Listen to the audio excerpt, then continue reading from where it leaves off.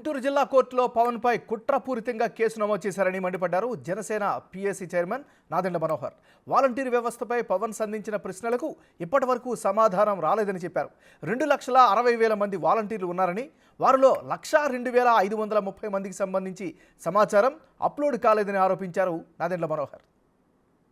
సుమారు వారం క్రితం గుంటూరు జిల్లా కోర్టులో మా పార్టీ అధ్యక్షులు పవన్ కళ్యాణ్ గారి పైన వాలంటీర్ వ్యవస్థ పైన అనేక సందర్భాల్లో పవన్ కళ్యాణ్ గారు చెప్పిన కొన్ని విషయాల్ని ప్రస్తావిస్తూ వాలంటీర్ వ్యవస్థలో ఉన్న ఒక వాలంటీర్ తోటి ప్రభుత్వం కుట్రపూరితంగా బలవంతంగా ప్రతిపక్షాల్ని భయపెట్టే విధంగా వారి ఆలోచనలో భాగంగా కేసు నమోదు చేయడం జరిగింది.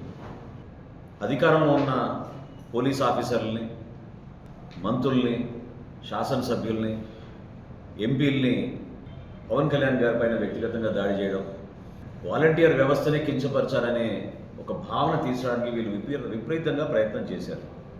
అసలు గ్రామ వార్డు వాలంటీర్లకి ఎక్కడైనా లీగల్ శాంక్షన్ ఉందా? ఇది ప్రధానమైన ఇష్యూ ఈ రోజున. ఎందుకంటే ఆంధ్రప్రదేశ్ గ్రామ సచివాలయ వార్డు సచివాలయ చట్టం 2023లో వచ్చింది. ఆ చట్టంలో, శాసనసభలో పాస్ చేసిన చట్టంలో ఎక్కడ కూడా ఒక్క పదం కూడా వాలంటీర్ అనే పదం అసలు ఎక్కడ వాడలేదు.